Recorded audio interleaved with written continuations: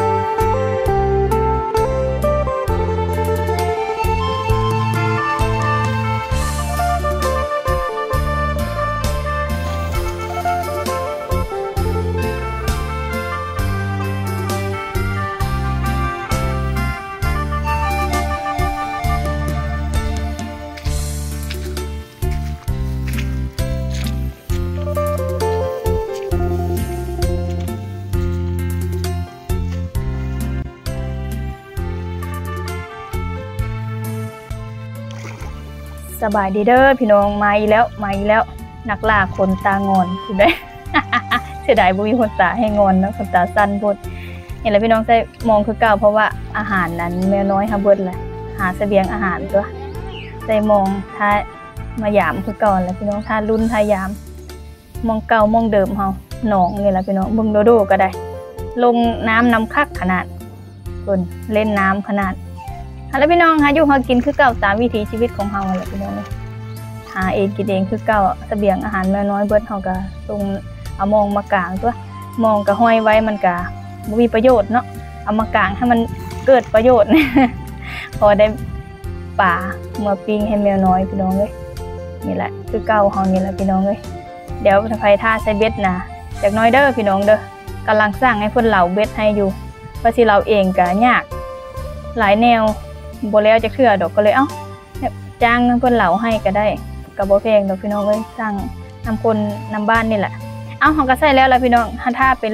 รุ่นไปส่งมื้ออื่นเช้าเด้อพี่น้องเฮาสิพามายามเนาะก็ใส่แล้วล่ะก็เมื่อบัดนี้ไปบัดนี้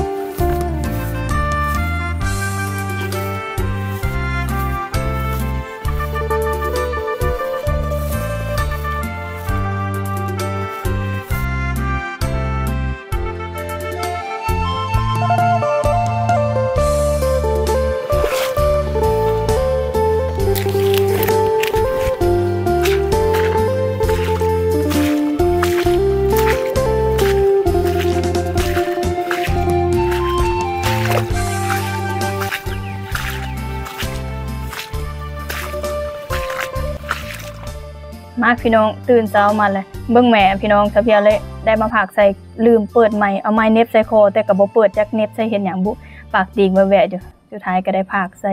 เฮาก็มาอันเบิ่งเนาะพี่น้องเนาะว่ามันสิหมานอยู่บ่มื้อนี้ก็ได้ย่านแต่หมานของแถมมาแล้วก็ได้นี่ก็ยังบ่ทันนั้นหมานเนาะช่วงแรกก็นี่แหละพี่น้องเอ้ยอันเฮามาพามาใส่มองก็หลายเทื่อเนาะก็มีคนมาเบิ่งเนาะก็มีไอ้คนนึงน่ะเพิ่นว่าโอ้ยคือได้ปลาหลายแท้บ่มันซื้อมาใส่บ่ก็เลยจักหัวคิดได้จังได๋ว่าเอาซื้อปลามาใส่มองมันสิเอามาใส่จังได๋ซะเพียวก็งงอันปลานี่ถ้าว่ามันติดมองมันจังลอยมาตามธรรมชาติลอยมามันจักติดเอง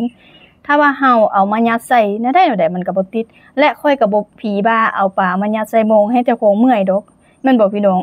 เอาปลามายัดใส่มองแล้วมาลงมากางแล้วมากู้มาอีหยังอันนี้มาเปียกมาเมื่อยเนี่ยโอ้ยค่อยคงบ่เฮ็ดดอกถ้าซื้อมาก็ว่าซื้อมาเอาไปปิ้งกินโลดอย่าไปยัดใส่มองให้มันเมื่อยแม่นบ่พี่น้องว่า คนนี่ก็สร้างขึ้นได้เนาะค่อยก็เลยงึดแฮงนี่แหละคนเฮาเห็นเขาเห็นอันหาปลาได้หลายก็ว่าเขาซื้อมาใส่บางเทื่อก็บางคนเขาก็หาได้หลายก็มีจริงมันบ่แม่นว่าหาบ่ได้เลยที่จะซื้ออย่างเดียวบ่แม่นคนหาได้หลายก็เพิ่นบ่เขาหาไปขายหลายได้นี่พี่น้องปลาเฮาก็ได้นี่แหละเอามายัดใส่จังได๋ถ้ายัดใส่แบบนี้ยัดใส่ให้มองขาดบ่ให้มันยุ่งมันหยางมายืนแกะเมื่อยเด้อพี่น้องถ้าไผเคยใส่มองก็สิฮู้เนาะว่าอันแกะป่ามองน่ะมันเมื่อยส่ำใดเมื่อยแท้ มันยุ่งพอมองก็ขาดพร้อมเนี่ยกับอีกอย่างก็มีงูน่ะค่อยสิเอางูมาใส่เฮ็ดหยังค่อยแฮงยานงูอยู่โอ้ยก็บ่มีไผผีบ้าดอกครับคนเฮ็ดปานนั้นก็ลงทุนเกินก็บ่เมื่อยบ่เนาะแม่นบ่พี่น้องขอจมแน่เถาะคนคิดแบบนี้ก็มีหันนะคนเลยงึดหลายนี่แหละพี่น้องป่าก็บ่หลายปานใดแต่ก็พอได้อันปิ้งให้แมวน้อยเท่าหลายกับปลาเข็งพี่น้องปลาเข็งหลายอยู่นานี่แหละพี่น้องป่าก็ได้มันเล่นในน้ำจังมาติดได้เด้อเฮาสิมายัดใส่จังได๋ป่าสะเพียวก็งงคือกันว่าเอ้าก็หาก็ซะอันนั้นเนาะ บ่คิดจะแม่นเว้าอีหยังดอกปากติ่งแว่ๆอยู่นี่แหละเฮาก็เลยมาพากซะอีกพี่น้องเอ้ยป่าก็พอได้กินเด้อแต่ว่าอันหญ้าหลายแหมมึงแม่เต็มมองค่อยเลยมองก็ใส่จนคุ้มเลยพี่น้องเอ้ยขาดจะปงจะเป่งย้อนงูแล้วก็ปลาเข็งนี่แหละปลาเข็งนี่ถึกมองนี่โอ้ยแกะออกยากจนมองขาดพุ่นเด้อมันไผสิมาซื้อยัดใส่ให้มันมุนมันเมื่อยเนาะพี่น้องนี่ป่าก็แน่ลุ้นโซมนำกันไปเรื่อยพี่น้องปลาเข็งก็ตัวใหญ่เติบอยู่ถ้าเป็นมอง4เซนเนี่ยสะเพียวว่าจะถึกหลายอยู่ปลาเข็งเพราะมันมีตัวใหญ่ๆนี่สดพร้อมพี่น้องเอ้ยงามแท้นะแต่ก็ได้กินคือเก่ามื้อนี้ก็ถึงสิบ่มานเท่ามื้อนั้นเนาะพี่น้องพอได้ปิ้งให้แมวน้อยอยู่นี่แหละหาเสบียงอาหารมาปันแมวน้อยกินถ้าว่าหาเองกินเองได้บ่มีเงินจักกีบก็บ่อดตาย เนาะพี่น้องเนาะนี่แหละเฮาก็ฉบับเฮาก็ทำมาหากินแบบอันบ้านๆนี่แหละพี่น้องเอ้ยอันยามใส่เบ็ดก็ใส่เบ็ดยามใส่มงก็ใส่มงยามมันหาอยู่หากินแบบธรรมชาตินี่นะพี่น้องปลาดุกตัวบักใหญ่พี่น้องพอดแต่ว่าเซ็ตบ่กองดองนี่บ่แม่นมองใหญ่ก็ถึกปลาใหญ่นะถ้าเป็นมองปลาใหญ่นะที่ถึกหลายอยู่ซะเพียวว่าอันนี้มันเป็นหนองเด้มันก็เลยมีปลาใหญ่บ่แม่นพี่น้องปอดงูเจอตัวใหญ่แท้ใหญ่ว่าอ๋อจักงูอีหยังพี่น้องเอ้ยไผฮู้คอมเมนต์มาบอกหน่อยเด้องูใหญ่แท้ใหญ่ว่าเป็นตาย้านคักซะเพียวแบบตัดมองเลยได้พี่น้องมองนี่นะตัดทิ่มเลยเพราะว่าบ่กล้าจับใหญ่แฮงแล้วก็มันพันมองแต่เพียวมุ่นก็คือจังซี่แหละเฮาแฮงย่านงูเนาะมันไผสิมาเอ็ดคอนเทนต์มันคือเรื่องจริงเนาะอันนี้นะ ตัวจริงเสียงจริงเนาะไม่ใช่ตัวแสดง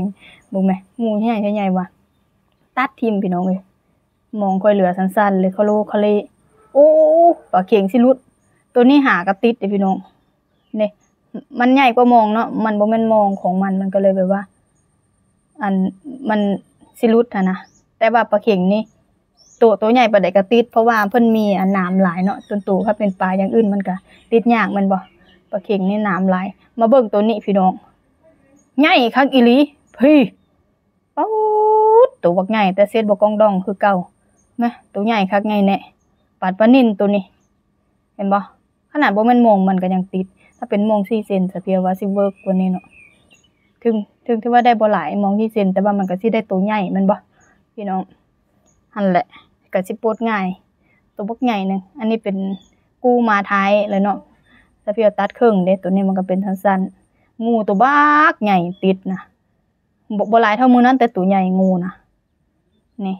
เอ้าเฮาก็กู้เรียบร้อยแล้วพี่น้องพอได้อันปิ้งให้แมวน้อยคือเก่าเนาะจักปิ้งให้แมวน้อยหรือปิ้งให้คนอันใส่แล้วสิว่าอีเนาะ ทั้งกินนำกันแล้วทั้งคนทั้งแมวพี่น้องมีหยังก็ปั่นกันอยู่กันกิน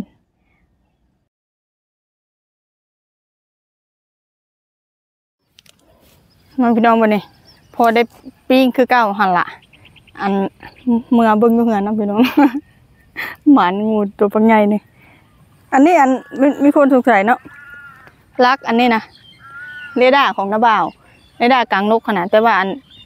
ถ้าเพียวบ่ฮู้ว่าทางอื่นเอิ้นจังไดเนาะอันทางเพียวเอิ้นอันเรดาร์นะกลางนกเอิ้นคือกันบ่หั่นนะจักอยู่ใส่นกเพิ่นมึงเทื่อก็ติดมึงเทื่อก็บ่ติดแล้วแต่เราฮู้จักนำเรา ไปเมื่อบัดนี้